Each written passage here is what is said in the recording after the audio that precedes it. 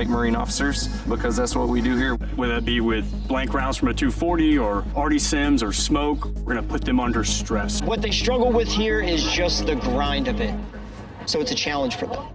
The onus is on them. Run! All of you run! Get on your back! Move it! Move it! The purpose of Officer Candidate School is to really screen and evaluate those young individuals who are pursuing an opportunity to lead Marines, but it's to screen their leadership potential. The role of a Marine officer, as it's been since the beginning of the Marine Corps, is to selflessly serve Marines and positively influence mission success while also ruthlessly caring for the Marines 24/7. Officer Candidate School is not designed to get you ready. You have to show up ready.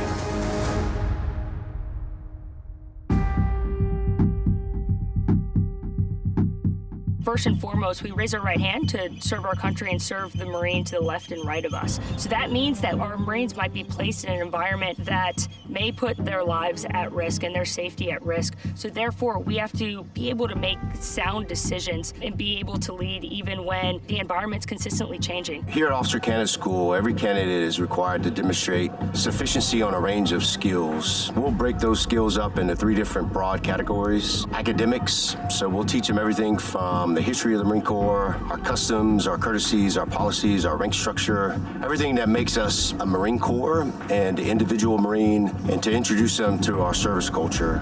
Just like we discussed, that first portion is going to be that offensive, that second is going to be that defensive. Good to go?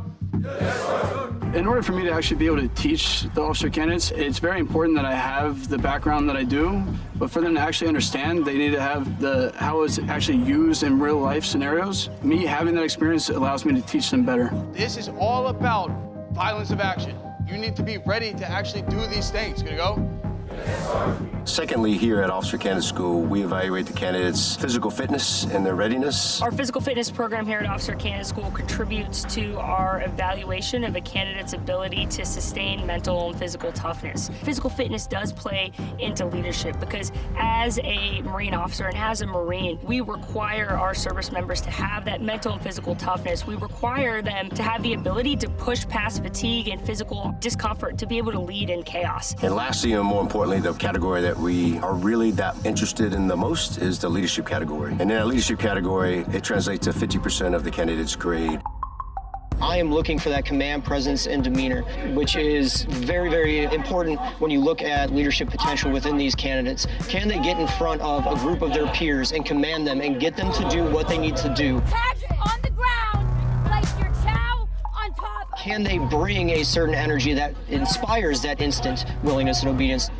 You'll place the rifle on your back, grabbing the top of the sling keeper, dragging your skull, and sweeping with your... We only have 65 training days here, so it's up to the commanding officer with the advisement of his staff to determine how fast we move through transition phase, which is the first phase of training that they have here. And that phase is essentially the drill instructors being in charge, giving commands, teaching the platoons how to become a platoon, how to move as a unit, what's required of them as being a Marine. The instructor's role here is to make sure we preserve the trust of the American people, to make sure that man or woman who graduates from Brownfield has been put to the test, and has proven themselves worthy of the title and the privilege to lead. We need to be calm, cool, and collected when chaos hits. Aye, sir. Do we understand? Yes, sir. Being able to evaluate somebody on their leadership potential, that takes a lot of time because leadership is an intangible metric. So we have to quickly move past the transition of making a Marine. And adaptation phase, as it's right after transition phase, the drill instructors step back as they're not taking as much charge, but it's now on the candidate.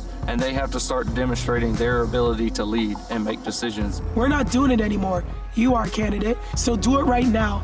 Because the more you do it right, the more you build it in, the more you get confidence with it, and that'll carry you throughout the rest of your training. This is the beginning step, the foundational step of them being able to hold each other accountable, of them getting the experience of being in a billet.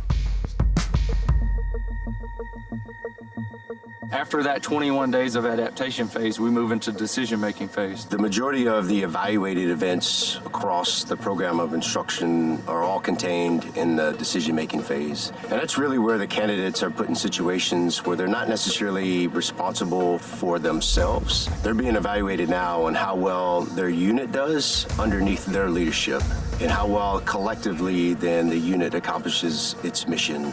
They got the classroom instruction.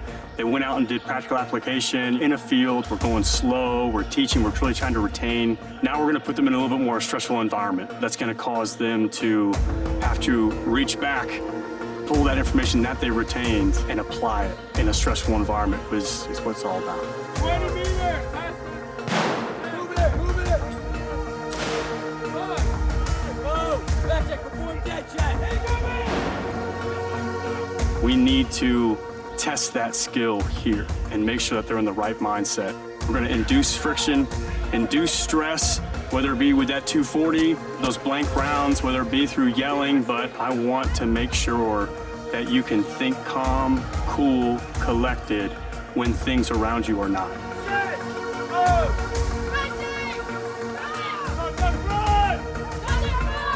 It's going to be mentally exhausting. It's going to be physically exhausting. You're going to be pushed to your limits. You're going to be succumb to synthetic stress that is designed to put you in stressful situations to see how you'll act. And once they earn an eagle of an anchor, they enter what's called mentorship phase. And during mentorship phase is really the platoon commander, platoon sergeant, sergeant instructors talking to them about what it's like being a Marine, the expectations of them as a lieutenant. It's more open to them to now start asking questions to the company staff to try to get some advice and some leadership guidance. Seeing the next generation of Marine Corps officers and holding that legacy, it really starts here with a good, firm foundation in basic tactics and instant willingness, obedience to orders, and officership. They're learning all that here. I was prepared. I was prepared because it started with a good, firm foundation, a bedrock that was set here at OCS in which to grow upon. I guarantee you they'll reach back at their time here at OCS and think about everything that the drill instructors did for them, what the course did for them, what the period of instruction did for them, to prepare them for what they were getting ready to walk out and go and do, what we were requesting them to do, what the nation demands of them to do.